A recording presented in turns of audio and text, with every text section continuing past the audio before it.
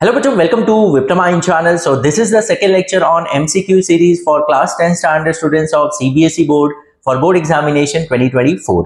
तो first session जो था उसमें हमने स्टार्टिंग के 10 क्वेश्चंस डिस्कस किए थे और 11th वाला क्वेश्चन मैं आपको एज अ होमवर्क दिया था। तो अब यहाँ पर हम पहले डिस्कस कर लेते हैं इसका आंसर क्या होगा और जो ये सेशन होगा इसमें नेक्स्ट 10 क्वेश्चंस आज हम डिस्कस करेंगे, जिससे आपके कॉन्सेप्ट्स और जो बहुत से टाइप के क्वेश्चंस जो एज अ MCQ में आते हैं वो काफी अच्छे से क्लियर हो जाएगा। So let's start with the today's session. तो यहाँ पर क्वेश्चन क्या दिया है, the sum of exponents of prime factors in the prime factorization of 1764 is। तो यहाँ पर हमें फर्स्ट ऑफ ऑल इसके प्राइम फैक्टर्स निकालने हैं और जो प्राइम फैक्टर्स के जो एक्सपोनेंट है दैट इज दी पावर, उनका हमें सम फाइंड आउट करना है। तो सबसे पहले इसके फैक्टर्स निकाल लेते हैं। तो 1764, so now 2 into 8 that is 16, 1 carry होगा that is 16, 2 into 2 that is 4, then 2 into 4 4 और यहाँ पर 1 आ जाएगा। देन अब 3 के टेबल में 3 into 1 देन ये 14 हो जाएगा, तो 3 into 4 that is 12, 2 carry forward होगा that is 3 into 7 that is 21, again 3 के टेबल में 3 into 4 that is 12, 2 carry forward हुआ that is 27, 3 into 9, नाउ 7 के टेबल में now 7 into 7 and 7 into 1। Okay, तो इसका जो प्राइम फैक्टराइजेशन होगा सो that is nothing but 2 square into 3 square into 7 square. Okay, तो इनके जो प्राइम फैक्टर्स है उनका जो एक्सपोनेंट है दैट इज द पावर, उनको ऐड कर देना simply. Now 2 + 2 that is nothing but 6 आ जाएगा। तो यहां पर जो सम ऑफ एक्सपोनेंट है, sum of exponent is nothing but equals to 6 होगा। Okay, so option D will be the correct answer. Okay, तो ये लास्ट सेशन में आप सभी को मैंने एज अ होमवर्क दिया था। अब देखते हैं नेक्स्ट 10 क्वेश्चंस। तो that is the question number 12। क्या दिया है, select the quadratic polynomial whose zeros are reciprocals of the zeros of the polynomial f of x equals to ax square plus bx plus c where a and c are not equals to 0। Okay, तो सबसे पहले यहाँ पर जो given polynomial है इसके जो zeros है उसे हम सपोज अल्फा और बीटा कंसीडर करते हैं। तो अल्फा एंड बीटा जो है किसके जीरोस है, ये गिवन पॉलिनोमियल के। ओके, तो अब हमें मालूम है कि सम ऑफ जीरोस क्या होता है, alpha plus beta is nothing but equals to minus B by A, और यहाँ पर कोई वैल्यूज नहीं है, ए बी और सी के टर्म्स में ही दिया है। तो alpha plus beta is minus B by A and product of zeros that is alpha into beta is nothing but equals to C by A. तो ये हो गया गिवन पॉलिनोमियल का। अब हमें जो रिक्वायर्ड पॉलिनोमियल है उसके जीरोस क्या दिए हैं कि जो पहले वाला जो जीरोस है उनका रेसिप्रोकल है, दैट इज जो पहला उसका जीरो होगा वो होगा 1 अपॉन अल्फा। इसका अल्फा है तो उसका 1 अपॉन अल्फा होगा फर्स्ट जीरो, और जो सेकंड जीरो है वो है 1 upon beta. So this is the first zero and this is the second zero of the required quadratic polynomial. अब देखो, कोई भी पॉलिनोमियल का अगर हमें जीरोस पता है तो हम वो पॉलिनोमियल को इजीली फॉर्म कर सकते हैं, क्योंकि हमारे पास एक फॉर्मूला है दैट के bracket X square minus sum of zeros into X plus product of zeros. तो हम सम ऑफ जीरोस और product of zeros find out करके यहाँ सब्स्टिट्यूट कर देंगे तो हमें रिक्वायर्ड जो पॉलिनोमियल है वो मिल जाएगा। तो अब जैसे कि यहाँ पर इसके जो जीरोस है वो है 1 upon alpha and 1 upon beta, तो हम पहले सम ऑफ जीरोस निकाल लेते हैं। तो sum of zero that is 1 upon alpha plus 1 upon beta. अब देखो यहाँ अगर हम क्रॉस मल्टीप्लाई करते हैं तो beta into 1 that is beta, alpha into 1 that is alpha, divide by alpha into beta. अब देखो अल्फा प्लस बीटा किसके बराबर है, माइनस बी बाय ए के बराबर है, ये सुनो, divide by alpha into beta किसके बराबर है, सी बाय ए के बराबर है। ओके, तो that will be equals to minus B by A, इसका रेसिप्रोकल हो जाएगा, so it will be A by C. तो ए विल गेट कैंसिल, तो आ गया यहाँ पर माइनस बी बाय सी। ये हमें आ गया सम ऑफ जीरोस। ओके, अब हम प्रोडक्ट ऑफ जीरोस निकालेंगे। Product of zeros is nothing but 1 upon alpha into 1 upon beta, तो that is nothing but 1 upon alpha into beta. अब अल्फा इंटू बीटा जो है वो हमें ऑलरेडी पता है that is C by A, so 1 upon C by A, तो इसका रेसिप्रोकल होकर ये हो जाएगा ए बाय सी। ऐसे क्लियर? तो यहां पर अब हमें सम ऑफ जीरोस और प्रोडक्ट ऑफ जीरोस मिल गया है। तो अब ये जो फॉर्मूला होता है इसमें अगर हम सब्स्टिट्यूट कर देंगे तो हमें रिक्वायर्ड पॉलिनोमियल मिल जाएगा। तो नाउ के bracket X square minus sum of zeros, तो सम ऑफ जीरोस जो है हमें क्या आ रहा है इसका माइनस बी बाय सी, तो minus B by C into X plus product of zeros, तो प्रोडक्ट ऑफ जीरोस क्या है, ए बाय सी। ओके, सो यहां पर आ जाएगा, so it will be equals to के bracket X square minus minus plus B upon C X plus A by C. Okay, तो this is the required polynomial. हम ये टर्म्स में भी लिख सकते हैं, बट अगर हम ये डिनोमिनेटर को एज एलसीएम लेके करते हैं तो ये हो जाएगा k अपॉन, अब देखो यहाँ c है, यहाँ पर भी c है, इसका डिनोमिनेटर 1 है, तो इसका एलसीएम जो होगा वो c हो जाएगा, मतलब हम सबके डिनोमिनेटर को c बना देंगे। ओके, तो अब यहाँ पर c नहीं था तो ऑब्वियस है न्यूमरेटर एंड डिनोमिनेटर दोनों में c मल्टीप्लाई होगा, तो ये हो जाएगा cx² प्लस यहाँ c ऑलरेडी था तो यहाँ पर न्यूमरेटर में कुछ भी चेंज नहीं होगा, प्लस ऑलरेडी यहाँ c था, इसके न्यूमरेटर में भी कोई चेंज नहीं होगा, सो ये हो जाएगा cx² plus bx plus a upon c। तो ये जो c है और यहाँ जो k है, जब हम जीरोस निकालते तो हम जीरो से इक्वेट करेंगे उसको, जब जीरो से इक्वेट करेंगे तो ये कहीं ना कहीं जाके क्या हो जाएगा, ये जो भी मल्टीप्लाई होगा और डिवाइड होगा वहां जाके क्या हो जाएगा, वो जीरो होने वाला है, इसलिए तो वहां जाके जीरो होगा, तो एट द एंड हम रिपोर्ट कर सकते हैं। So this is the required as a option में देखिए तो डिनोमिनेटर में कोई कुछ वैल्यूज नहीं दिया है, तो यहाँ पर जो रिक्वायर्ड क्वाड्रेटिक पॉलिनोमियल होगा जो ये कंडीशन को फुलफिल कर रहा है that is nothing but cx², ये वाला cx² plus bx plus c। आपको ऐसे फॉर्मेट में भी आ सकता है, अपॉन c के फॉर्मेट में भी ऑप्शन आ सकते हैं, तो वो भी करेक्ट ऑप्शन होगा। Hope you have understood. तो काफी इंपॉर्टेंट क्वेश्चन है। Now will move on to the next question. अगर आपको वो क्वेश्चन में कुछ भी डाउट है तो आप मुझे कमेंट सेक्शन में बता सकते हैं। नाउ नेक्स्ट क्या दिया, if a and b are the zeros of the polynomial x² plus ax plus b, the value of a and b are. Okay, तो जैसे अल्फा और बीटा एज अ जीरो लेते हैं तो यहाँ पर जीरोस जो बोला है वो a एंड b के टर्म्स में हमें दिया गया है। अब हमें पता है कि जीरोस a एंड b है, तो हमें मालूम है sum of zero that is a plus b जो होता है, सम ऑफ जीरोस किसके बराबर होता है, minus b by a, minus b by a। अब देखो यहाँ capital minus b by a क्यों लिख रहा हूं मैं, क्योंकि माइनस b का मतलब होता है, यहाँ b का मतलब होता है coefficient of x and a का मतलब होता है कोएफिशिएंट ऑफ x²। तो यहाँ already small a and b use हुआ है, क्योंकि यहाँ पर अगर मैं b लिखता हूँ स्मॉल b तो स्मॉल b का मतलब यहाँ पर ये हो गया, बट एज पर जो फॉर्मूला है हमारा, जो हम सम ऑफ जीरोस लेते हैं वो क्या होता है, माइनस b बाय a, उसका मतलब होता है minus coefficient of x upon coefficient of x²। तो यहाँ पर हम small a and b use नहीं करेंगे ताकि हमें कोई कंफ्यूजन ना हो यहाँ पर, क्योंकि ये स्मॉल a और b जो है यहाँ पर एज ए जीरोस दिया गया। Is it clear? तो यहाँ पर हो जाएगा minus what is b, b here coefficient of x जो है वो a के बराबर है upon a that is the coefficient of x² is nothing but 1।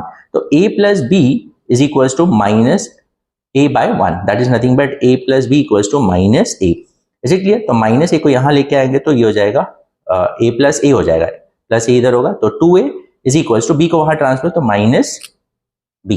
तो ये हमें एक रिलेशन मिल गया from the sum of zeros. अब प्रोडक्ट ऑफ जीरोस क्या होता है, that is a into b, जो जीरोस है वो a और b है, तो product of zero a into b is nothing but c by a, capital C by capital A लेंगे, तो capital C that is the constant value, यहाँ पर क्या है b अपॉन a जो है वो 1 है, तो ये हो जाएगा ab is equals to b by a, capital A मतलब coefficient of x² that is 1।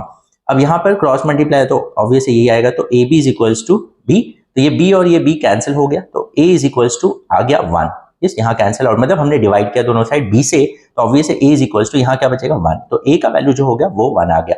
अब अगर a 1 आ गया तो b क्या होगा, तो यहाँ पर देखिए b minus b is equals to 2a is what minus b, तो a का वैल्यू जो है वो 1 है तो इक्वल्स टू माइनस b, तो 2 is equals to minus b, तो मल्टीप्लाइंग बोथ साइड बाय -1, तो ये क्या हो जाएगा, b का वैल्यू जो होगा वो -2 हो जाएगा, यस b का वैल्यू क्या आएगा -2, तो a का वैल्यू जो है वो 1 है और b का वैल्यू जो है वो -2 है।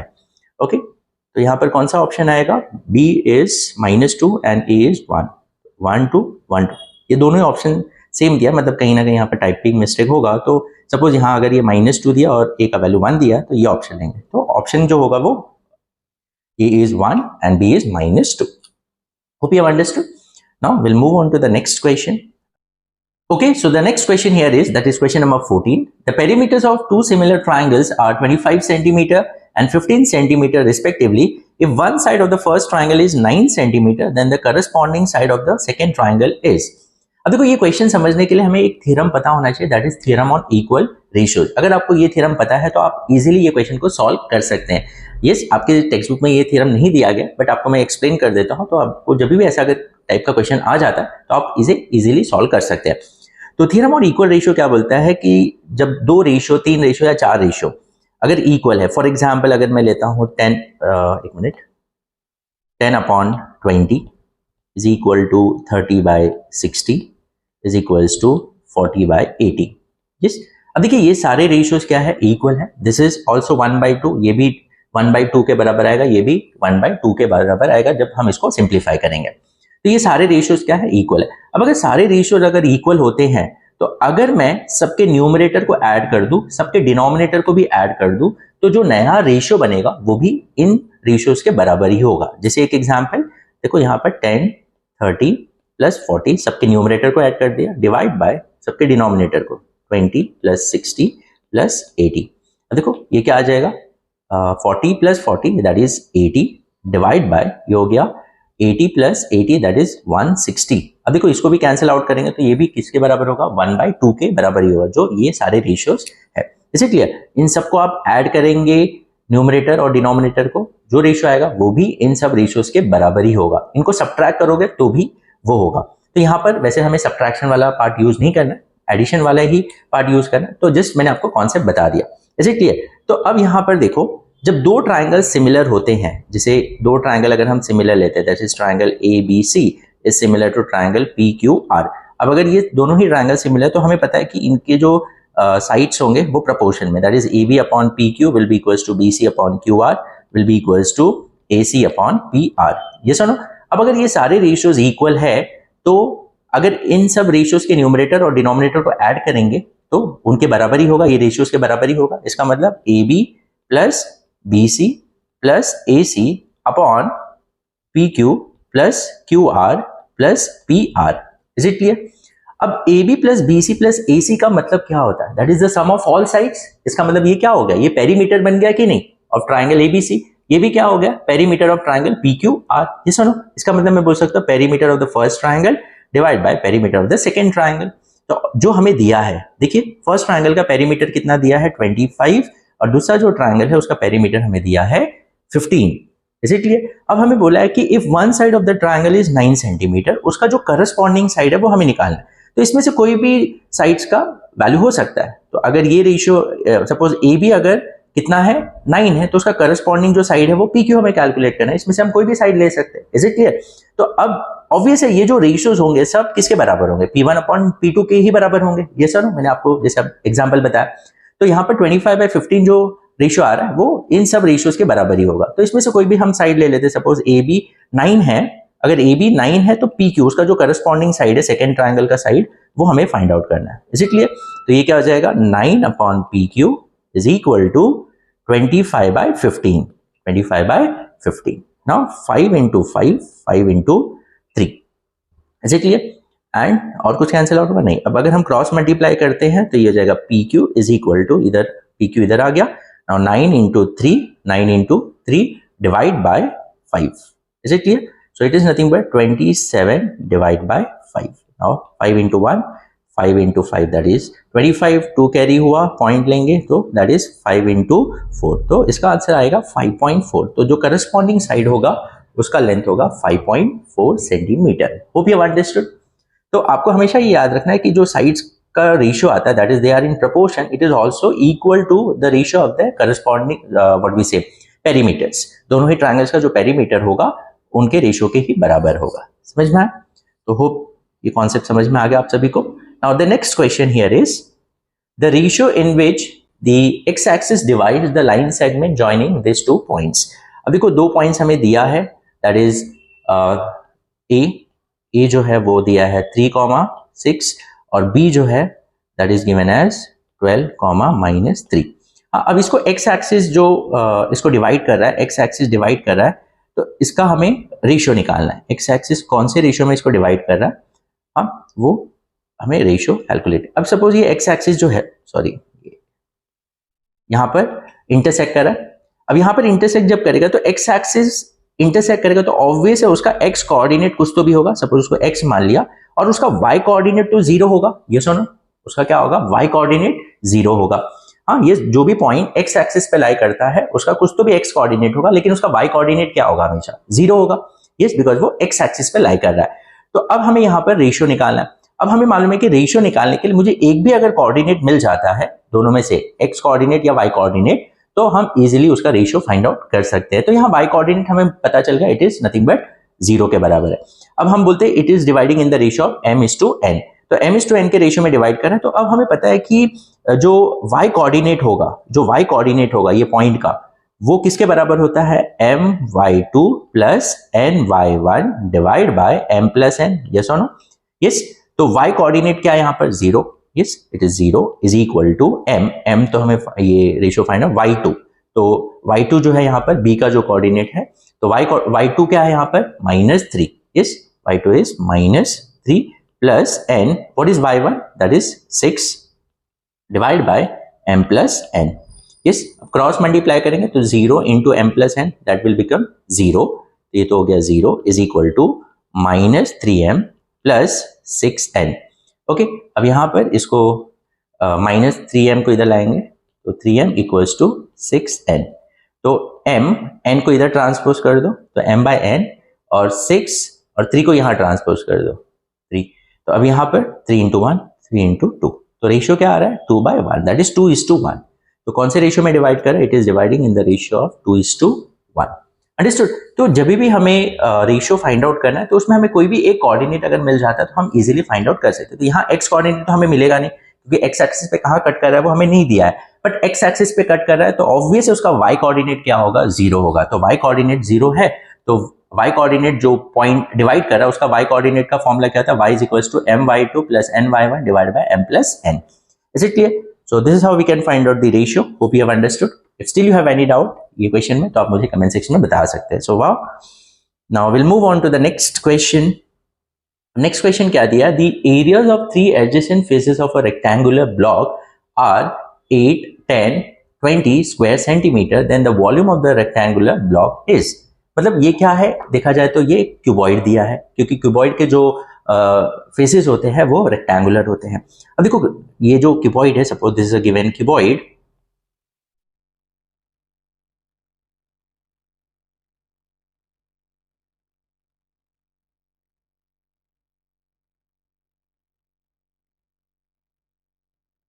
Okay, so this is a given cuboid. अब ये जो क्यूबॉइड है ये हो गया उसका लेंथ, ये जो है that is nothing but breadth, और ये जो है that is nothing but height, okay. तो अब देखो यहाँ पर जो एडजेसेंट फेसेस है, अब देखो ये जो फ्रंट फेस है, ये जो फ्रंट फेस है, फ्रंट फेस ये आपका फ्रंट जो फेस है वो उसमें क्या आ रहा है, लेंथ, ये हो गया लेंथ, ये वाला लेंथ इंटू हाइट ना, ये लेंथ इंटू हाइट हो गया ये फ्रंट फेस। अब ये जो साइड वाला जो फेस है, ये साइड वाला जो फेस दिख रहा है, साइड वाला, हाँ जो साइड में आपको ऐसा फेस जो दिख रहा है यहाँ पर ये वाला, उसका क्या है, ये ब्रेथ हो गया, ये हाइट हो गया, यस। तो जो फ्रंट है, जो फ्रंट फेस है, हमें एडजेसेंट 3 एडजेसेंट फेसेस लेना है, तो ये जो फ्रंट फेस है इसका एरिया क्या होगा, length into height, yes length into height. और ये जो साइड वाला जो फेस है उसके जस्ट बाजू वाला that is breath into height, ये सुनो क्या होगा, ब्रेथ इंटू हाइट। और अगर हम टॉप का ले या बॉटम का भी ले सकते हैं, तो सपोज ये हमने ले लिया, उसके बाजू वाला ये ले लिया और टॉप वाला एरिया ले लिया, टॉप, तो टॉप का एरिया क्या होगा, देखो ये हो गया लेंथ और ये हो गया ब्रेथ, समझ में आ रहा है, ये क्या हो गया लेंथ और ये ब्रेथ, इज इट क्लियर? मैं वापस एक बार एक्सप्लेन कर देता हूं, कुछ बच्चों को यहाँ पर कंफ्यूजन होता है। अब देखो ये जो फ्रंट फेस है इसका एरिया क्या होगा, रेक्टेंगल तो ऑब्वियस है, क्या होता है, लेंथ इंटू ब्रेथ होता है, लेंथ इंटू ब्रेथ, या जो भी यहाँ पर दूसरा साइड दिया होगा। तो जैसे यहाँ पर ये लेंथ हो गया और ये इसका हाइट हो गया, तो ये इसका एरिया क्या होगा, लेंथ इंटू हाइट। और ये जो साइड में ऐसा है बॉक्स जो रेक्टेंगुलर बॉक्स, उसका क्या होगा, ब्रेथ इंटू हाइट होगा, ब्रेथ इंटू हाइट। और ये जो टॉप में है, देखो आपको 3 एडजेसेंट फेसेस लेना है, तो फ्रंट हो गया, साइड वाला हो गया, बॉटम भी ले सकते हो या टॉप भी ले सकते हो। तो अगर हम बॉटम ले या टॉप ले, अगर सपोज यहाँ हमने टॉप वाला लिया तो टॉप का एरिया, ये वाला जो एरिया बनेगा वो क्या होगा, लेंथ इंटू, ये तो ब्रेथ हो गया, तो लेंथ इंटू ब्रेथ। तो अब मुझे बताइए तीनों एरिया जो है, ये पहला वाला जो एरिया है वो है लेंथ इंटू हाइट, यस और no, this is nothing but length into height. Side वाला जो है वो है breadth into height, into breadth into height, into top जो है, टॉप का एरिया क्या होगा, length into breadth, is it clear? तो अगर इन सबको हम मल्टीप्लाई करते हैं, हम मल्टीप्लाई इसलिए कर रहे हैं क्योंकि वॉल्यूम निकालना है हमें, और वॉल्यूम क्या होता है, volume of a rectangular block that is a cuboid is length into breadth into height, yes. But यहाँ पर ये length into breadth into height नहीं है, यहाँ पर क्या देखो, length into height, breath into height into breath, length into breath. तो एल कितने टाइम है, 2 टाइम है, तो एल स्क्वायर हो जाएगा, ब्रेथ 2 टाइम्स है तो बी स्क्वायर हो जाएगा, और ये हो जाएगा एच स्क्वायर। तो यहाँ पर एल स्क्वायर, बी स्क्वायर और एच स्क्वायर आ रहा है, तो ये तो हो गया हमारा। तो वॉल्यूम क्या होता है, volume is nothing but L into B into H. इसका मतलब ये जो वैल्यूज आएगा L square, B square, H square, जब इन सबको हम मल्टीप्लाई करें, और एल इंटू एच हमें दिया है 10, बी इंटू एच 10 दिया है, और एल इंटू बी जो है वो 20 दिया, ठीक है। So this are nothing but areas of adjacent faces of the rectangular block. तो ये वाला जो ब्लॉक है इसका एरिया लेंथ इंटू ब्रेथ आएगा, दैट इज 8, दूसरे का आएगा 10, तीसरे का आएगा 20। तो इनका जो प्रोडक्ट दिया है वो हमारे पास है 8 into 10 into 20। Is it clear? तो इसका मतलब L square B square H square क्या होगा, this will be nothing but 8 into 10 into 20।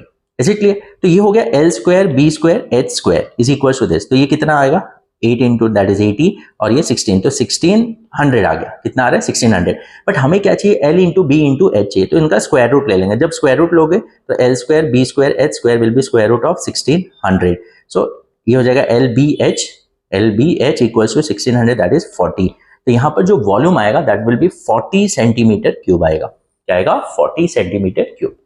Hope you have understood. तो यहाँ पर सिंपली आपको क्या कर लेना है, जब भी आपको ऐसा एडजेसेंट फेसेस का एरिया दिया होगा उनको आप सिंपली मल्टीप्लाई कर दो, उनका जो भी वैल्यू होगा उसका स्क्वायर रूट लेना है, क्योंकि जब आप मल्टीप्लाई करोगे तो L square B square H square का वैल्यू आपको मिलेगा। So that is not a volume, इसका वॉल्यूम हम क्या होगा L into B into H. तो जो वैल्यू आ रहा है उसका स्क्वायर रूट ले लोगे तो आपको सिंपली वॉल्यूम मिल जाएगा। Hope you have understood. So that is question number 16। Now will move on to the question number 17। क्या दिया है in the given figure AB is 9, C is 3, then find AE। हमें AE का length find out करना है। अब AB का length हमें दिया है, AB कितना है 9 है। अब अगर AB 9 है तो AC भी तो 9 होगा, yes or no? Tangents drawn from the same external point are equal in length। तो ये एक्सटर्नल पॉइंट से यहाँ B तक जो लेंथ होगा, जितना लेंथ ये होगा उतना ही AC होगा, yes or no? ये हमने थ्योरम पढ़ा हुआ है, tangents drawn from the same external point are equal in length. तो AB और AC क्या होगा इक्वल होगा। तो AC हमें मिल गया, AC क्या होगा 9 सेंटीमीटर होगा।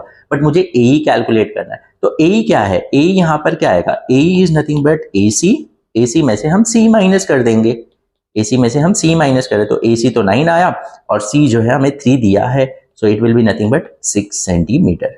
Is it clear? तो इसका आंसर जो आएगा वो 6 centimetre, that is option B. Understood. तो AB और AC इक्वल है, यहाँ पर ये कॉन्सेप्ट हमें पता होना चाहिए, tangent drawn from the same external point are equal in length. Okay, उसके बाद हम यहाँ पर AC मिल गया तो C माइनस कर देंगे तो that will be AE। Okay, so now will move on to the next question. अब क्या दिया है, 3 numbers in an AP have sum 18, its middle term is. तो यहाँ पर जो 3 टर्म्स है तो उसका मिडिल टर्म जो है that is the second term हमें फाइंड आउट करना है। तो अब देखो यहाँ पर मैंने ऑलरेडी आप सभी को फॉर्मूलाज बताया था कि जब नंबर्स होंगे एपी में तो 3 consecutive term, 4 consecutive term, 5 consecutive terms. तो इसके लिए मैंने एक स्पेशल फॉर्मूला दिया था, आपको हमारे चैनल पे मिल जाएगा। तो अब 3 कंसेक्यूटिव टर्म जब भी होंगे तो हम ये क्या ले सकते हैं, A minus D, A and A plus D, yes और no. So this are the 3 consecutive terms in an AP, A minus D, A and A plus D. क्योंकि ये फॉर्मूला यूज करने से ये टर्म्स, देखो कंसेक्यूटिव टर्म्स आप ये भी ले सकते हो, A plus D and A plus 2D। But ये फॉर्मूला में आपका कैलकुलेशन थोड़ा सा लेंदी हो जाता है और कहीं ना कहीं आपको फॉर्मूलाज वैसे यूज करना पड़ेगा। अब देखो ये फॉर्मूला यूज करके भी, ये कंसेक्यूटिव टर्म्स लेके भी आप ये क्वेश्चन को सॉल्व कर सकते हो, लेकिन इसे यूज करोगे तो आपको इजीली इसका आंसर बहुत फास्ट में मिल जाएगा। मैं दोनों तरीके से आपको इसका आंसर फाइंड आउट करने बताता हूँ। अब अगर हम ये 3 कंसेक्यूटिव टर्म्स लेते हैं, A minus D, A and A plus D, तो इनका हमें सम दिया है, सम कितना दिया है 18। तो इनका अगर हम सम लेते हैं that is A minus D plus A plus D, और इनका सम हमें दिया है दैट इज 18। इसलिए अब यहाँ पर क्या हो जाएगा, देखो minus D plus D will get cancel. Now A plus A that is 3A is equals to 18। तो A का वैल्यू कितना आ गया, 18 divide by 3 that is nothing but A का वैल्यू आ गया 6। तो A का मतलब यहाँ फर्स्ट टर्म नहीं है, फर्स्ट टर्म तो यहाँ A माइनस डी है, सेकेंड टर्म A है, A प्लस, थर्ड टर्म जो है वो A प्लस डी है। तो A का वैल्यू हमें क्या मिला 6। और यहाँ देखो मिडिल टर्म जो है वो A है ना, ये हो गया फर्स्ट टर्म, ये हो गया सेकेंड टर्म और ये हो गया थर्ड टर्म। तो इसका जो सेकेंड टर्म है वो क्या आ गया 6 आ गया। तो इसका आंसर जो आएगा वो 6 आएगा। Is it clear? So this is the one way to solve this question. आप A minus D plus A plus D करोगे तो आपको A का वैल्यू मिलेगा और that is the middle term. अब दूसरा तरीका ये है, अगर आप कंसेक्यूटिव टर्म ये लेते हो, कंसेक्यूटिव टर्म्स अगर आप A plus D and A plus 2D, अब अगर आप बोलोगे मैं इसको डायरेक्टली ऐड करके ऐसे वैल्यू निकालूंगा तो पॉसिबल नहीं है, बिकॉज यहाँ 2 अननोन है। इसके पहले वाले क्वेश्चन में क्या हो रहा था कि D जो है वो कैंसिल आउट हो जा रहा था, और यहाँ D का मतलब अलग है, वहां D अलग है। यहाँ पर D क्या होता है, कॉमन डिफरेंस होता है। Is it clear? तो अब यहाँ पर क्या होगा कि ये इनको जब आप ऐड करोगे तो ए भी रहेगा, डी भी रहने वाला है, कोई भी टर्म यहाँ कैंसिल आउट नहीं हो रहा है, तो आप यहाँ पर तो ऐसा सॉल्व नहीं कर पाएंगे। तो यहाँ पर SN वाला हम फॉर्मूला यूज करेंगे, SN वाला फॉर्मूला यूज करेंगे। ये थोड़ा सा आपको स्टेप ज्यादा हो जाएगा, बट आप इजीली ये क्वेश्चन को भी वैसे भी सॉल्व करते हो। ये first term, second term and this is the third term है ये हमारा। तो अब SN का फॉर्मूला मालूम है, SN is what, n/2 bracket 2a plus n-1 into D. इसीलिए तो यहाँ पर अब 3 नंबर है, 3 नंबर का सम S3 बोला है हमें, S3 is 3/2 bracket 2a plus n3, तो 3-1 इंटू डी। अब S3 that is the sum of 3 terms is 18 हमें दिया हुआ ना, यहाँ पर 18 दिया है, so it is 3/2 bracket this is 2a plus 2d। इसलिए अब यहाँ से हम क्या करते हैं, 2a कॉमन ले लेते हैं, सॉरी 2 कॉमन ले लेंगे, तो ये जाएगा 18 is equals to 3/2 into 2 common आ जाएगा। तो जब 2 कॉमन आएगा तो अंदर क्या बचेगा, a प्लस डी बचेगा। इज इट क्लियर, यहाँ पर क्या बचेगा, a प्लस डी। अब यहाँ 2 विल गेट कैंसिल, तो 18 is equals to 3 bracket a plus D.